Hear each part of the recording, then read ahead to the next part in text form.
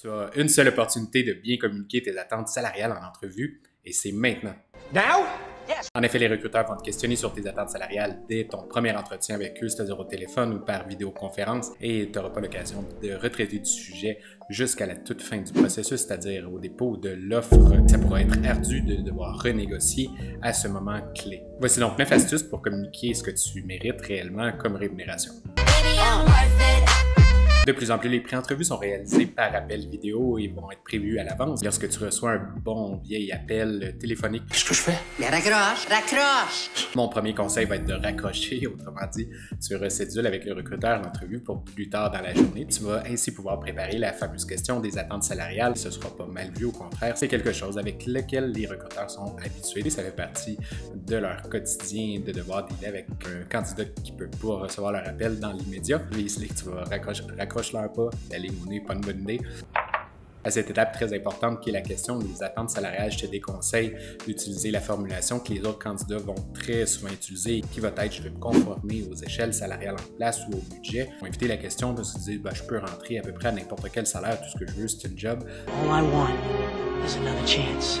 La conversation stagne, puis le recruteur n'a pas l'information qu'il souhaite. En réalité, le recruteur va souvent insister, il va reformuler la question une fois, deux fois, jusqu'à temps qu'il s'épuise, qu'il passe à la prochaine question. Toi, tu vas être différent, tu vas t'avancer sur le montant désiré. Advenant une offre salariale en fin de processus, il y a de fortes chances que le montant que tu as mentionné au téléphone ou en appel vidéo soit celui qui va être indiqué sur le contrat. Il n'y a pas vraiment de négociation dans un processus d'embauche. La négociation dans un contexte de recherche d'emploi, c'est tout simplement une demande, c'est une requête que s'effectue. And I get full satisfaction. Le fait de t'avancer sur un chiffre, ça va te permettre d'ancrer. Qu'est-ce qu'ancrer? C'est d'utiliser un chiffre qui est beaucoup plus élevé pour que le tien paraisse plus bas. Sachant que je vais me frotter un marché d'environ 200 millions de dollars, ben, ce serait raisonnable de demander 125 000 par année, par exemple. Tu as utilisé le montant de 200 millions. Comme astuce psychologique, le montant demandé, qui est de 125 000 par année, va ainsi paraître beaucoup plus bas. Dans le cas où la taille du marché serait moins pertinente pour ancrer, tu peux utiliser par exemple le salaire que tu aurais vu, comme dans l'exemple suivant. Donc j'ai remarqué que pour un type de poste comme le suivant, le salaire oscille actuellement dans les 160 à 180 000 $ dans la région. Mais étant donné qu'il y a une possibilité de boni périodique et que c'est du télétravail ou étant donné que je suis réellement motivé par la mission de votre organisation, je serais prêt à accepter un salaire d'au moins 140 000 $ par année. Donc là, tu auras ancré avec le chiffre plus haut qui est de 180 000. Sache que de t'avancer sur le chiffre en premier, c'est pas la seule manière de faire. Donc, si réellement tu te sens pas à l'aise de t'avancer sur le chiffre, ce que tu peux faire, c'est d'y aller avec une question plus directe versus là, la réponse classique, je me conformerai aux échelles salariales en place, pour plutôt y aller avec une formulation où est-ce que tu clames ton ignorance à quelque part. Par exemple, ça fait 10 ans que je suis à l'emploi et je suis déconnecté actuellement avec les salaires offerts pour le marché. Est-ce que vous pourriez me donner un petit indice de ce que vous avez pensé comme budget pour un tel poste? Aussi, petite parenthèse, quand tu as un recruteur d'agence devant toi ou un chasseur de tête, lui, il est ton allié, il veut obtenir la commission la plus grande possible et tu peux donc lui demander qu'est-ce que ton client a comme budget pour ce recrutement-là. We should be helping each other. We should be working together. Puis ensemble, vous allez même élaborer des stratégies pour savoir comment demander plus. Si tu as utilisé la stratégie de laisser l'autre partie s'avancer sur un salaire, tu vas pouvoir, dans ton cas à toi, utiliser la pause à ton avantage. Donc, juste prendre un moment pour y penser une fois que tu obtiens l'information. Ou encore, tu peux utiliser un petit grimacement au moment où tu entends le salaire offert. Grimacing emoji. Pour tenter de déstabiliser ton interlocuteur ou peut-être qu'il revienne sur ses paroles en disant on peut par contre aller jusqu'à ce salaire-là. Tu pourrais leur dire également est-ce que c'est le mieux que vous pouvez faire, donc leur retourner une question. Tu pourrais rétorquer toi-même avec une question qui serait est-ce que c'est le mieux que vous pouvez faire? Un autre choix qui s'offre à toi, ça va être de juste avancer le salaire. C'est ce que j'appelle la stratégie Kevin O'Leary, parce que lui, il dit qu'au moment d'une négociation, on ne revient pas sur les caractéristiques du produit. That's wonderful. Let's talk about money. L'autre choix qui s'offre à toi, c'est la stratégie de Ellen Langer de Harvard. Elle va parler plus globalement du comportement humain, qu'on a plus de chances d'acquiescer à une demande lorsqu'elle est appuyée par une raison. Donc, plutôt que de juste dire le salaire demandé, tu vas donc rappeler pourquoi tu vaux autant.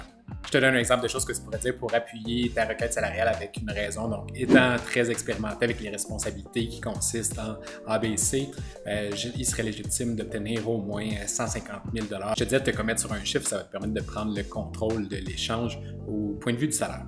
Par contre, essaie d'éviter une échelle parce que là, ça va être comme redonner le contrôle à la partie adverse où c'est elle qui, au final, va décider le montant qui va être prévu sur l'offre. Je sais qu'il y a certaines personnes qui écoutent cette vidéo qui, eux, ça leur dérange pas le salaire d'entrée, mais quand même, tu vas sûrement obtenir un montant plus bas que ce que tu aurais pu aller chercher, tout simplement parce que le gestionnaire qui est responsable du poste va vouloir épargner le plus possible et t'offrir le minimum. Minimum wage! Quand tu offres une échelle, le montant en question va souvent plus osciller vers le bas que vers le haut. En mentionnant un salaire précis, tu vas te distinguer pour deux raisons. Première raison, tu vas te distinguer des autres candidats qui, eux, vont s'avancer sur une échelle ou qui ne vont pas s'avancer du tout.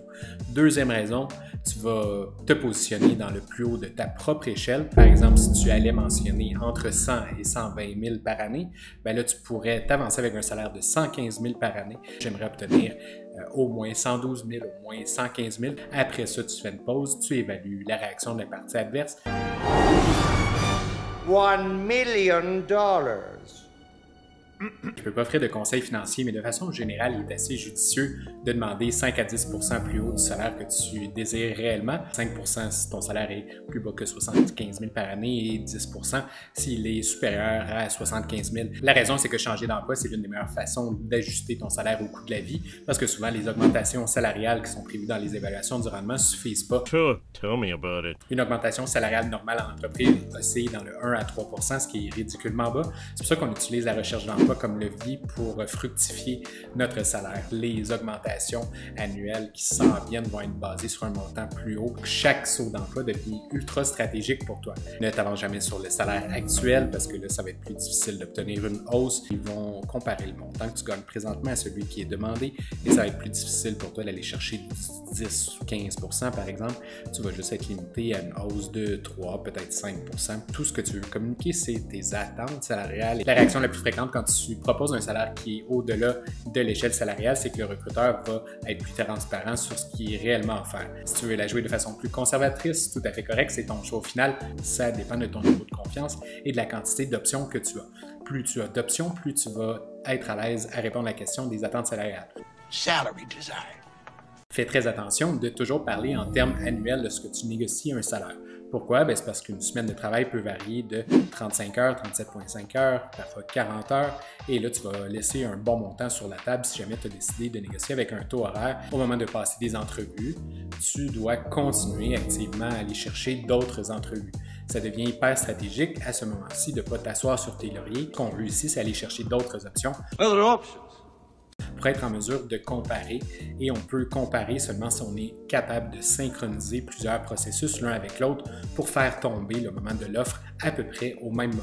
Moi, si tu peux comparer deux contrats que tu aurais reçus, une entreprise versus l'autre, un poste versus l'autre, ben voilà que tu es en meilleure position pour négocier d'un côté, peut-être même négocier de l'autre. On va se sentir capable d'aller chercher un 2, 3, 4, 5 % supplémentaire. Il va falloir que tu continues à postuler et à réseauter activement. Le fait d'aller chercher d'autres options, ça va non seulement te permettre de renégocier en fin de processus, mais bien sûr, ça va aussi te permettre de choisir la meilleure option disponible. Which one? Well, Le salaire, c'est une chose, mais il y a plein d'autres facteurs à prendre en considération.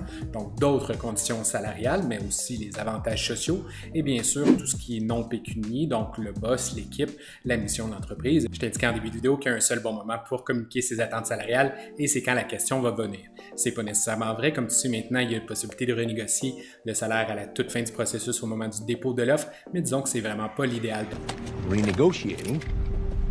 Renégocier une offre d'emploi en fin de processus, c'est beaucoup plus difficile que de répondre à la question des attentes salariales. Si tu réussis le début, tu vas avoir réussi la fin automatiquement parce que là, tu n'auras pas besoin de renégocier. C'est quand même une bonne idée de considérer le moment de l'offre pour renégocier, aller chercher quelques milliers de dollars supplémentaires. C'est-à-dire que l'attraction envers toi va être le plus grand. Si jamais tu as fait une erreur en début de processus à la question des attentes salariales, je vais mettre un lien dans la description de la vidéo qui mène vers un article qui parle de renégociation. Je te dis merde pour ta négo qui s'en vient. Merci beaucoup d'avoir écouté la vidéo jusqu'à la fin. Si tu es toujours avec moi, je t'invite à mettre un like pour m'encourager à en produire des nouvelles. Ça me fait toujours chaud au cœur de voir qu'elles sont visionnées au complet. Aussi, abonne-toi à la chaîne pour plus de conseils sur l'évolution numérique et la recherche d'emploi. Puis nous, on se dit à la prochaine. Allez, salut!